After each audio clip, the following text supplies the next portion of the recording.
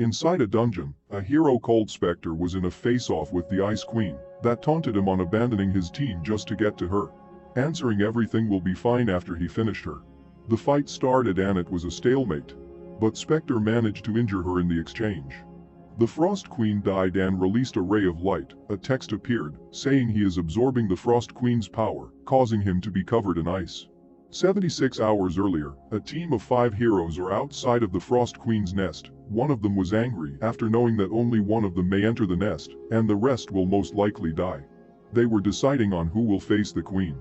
One of the heroes said Spectre has the highest chance of defeating the Queen. Another hero agreed, reasoning most of them had a disadvantage in facing monsters with ice-based skills. The remaining 2 agreed while praising Spectre's ability. Spectre was hesitant. All of them trusted him and was sure that he would defeat the boss, and their death wouldn't be in vain. 25 years later, a presentation was ongoing, displaying the 5 heroes who sacrificed their lives to defeat the Ice Queen. They were all frozen like statues.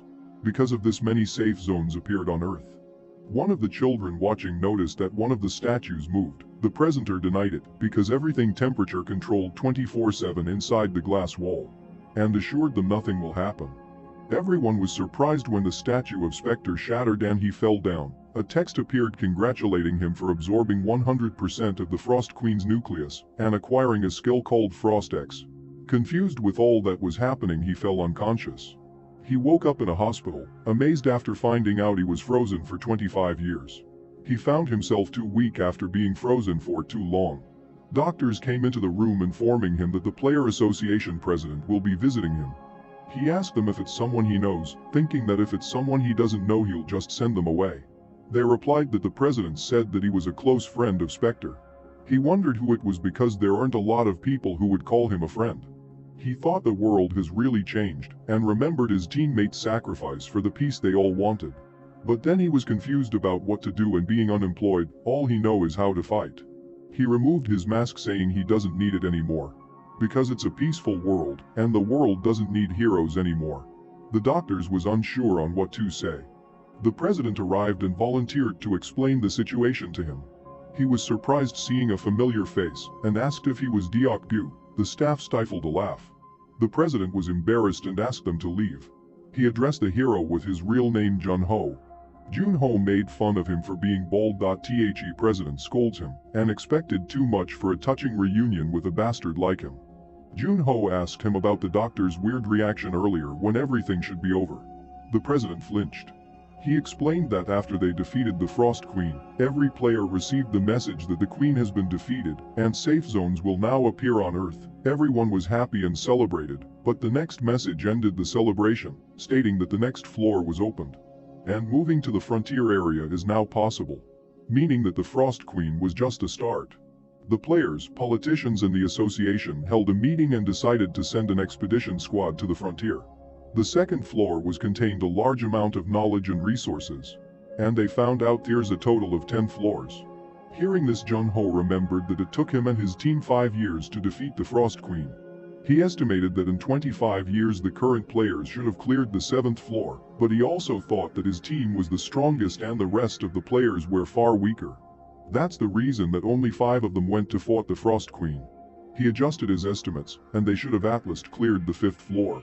He asked the president which floor they're on. The president said that in the last 25 years, humanity has only cleared the 2nd floor. Jun-Ho was frustrated after hearing this, and asked for the reason why. The president explained that to clear the 3rd floor they need the Frost Queen's nucleus. The 3rd floor is a volcanic region, and only a few players can resist the temperature and explore the place. They found an altar that requires the Queen's nucleus to cool down the environment. Jun-Ho asked nervously if they found the nucleus.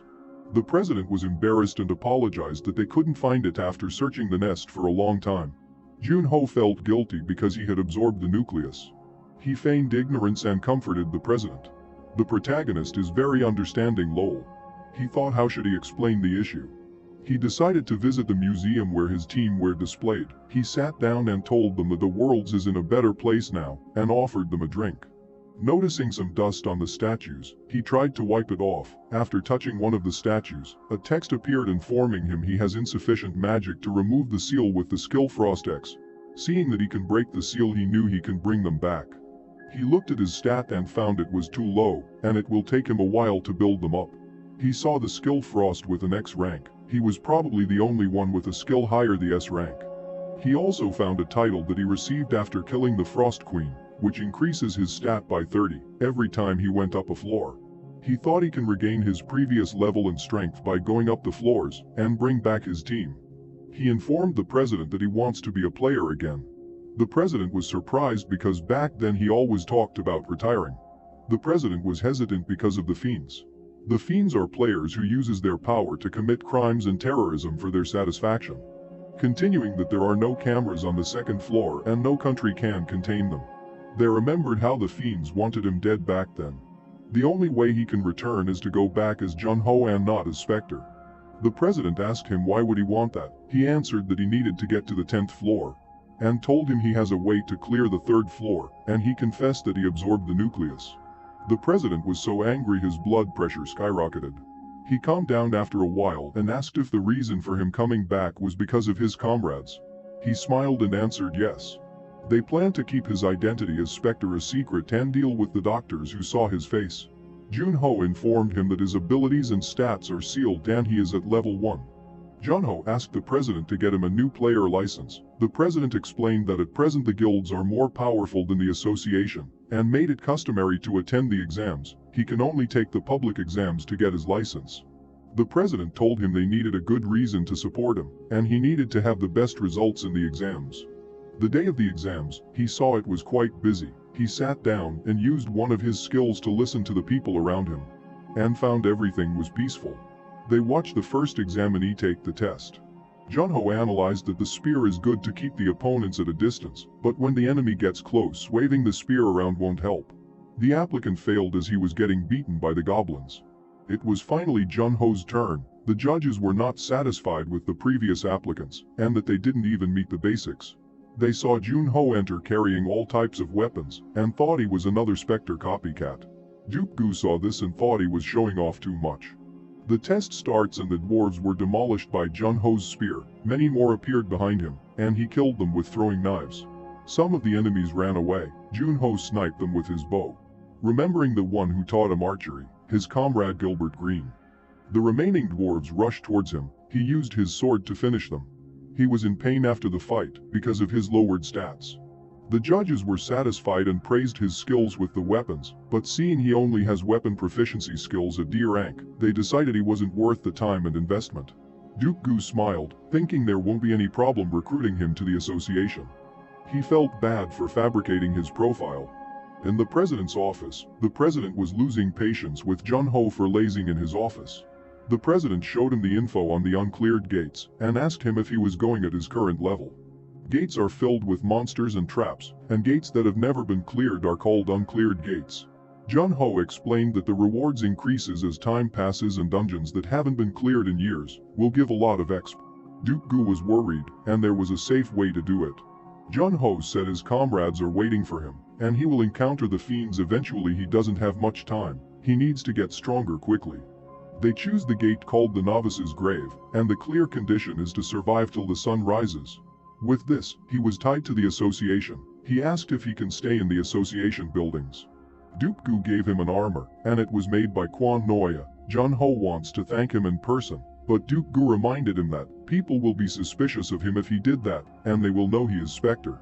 He decided to go to the dungeon after training his stamina for 10 days first. 10 days later, he entered the dungeon, feeling comfortable. Checking the clear condition, he thought it wasn't too difficult. He just needs to survive until the sun rises.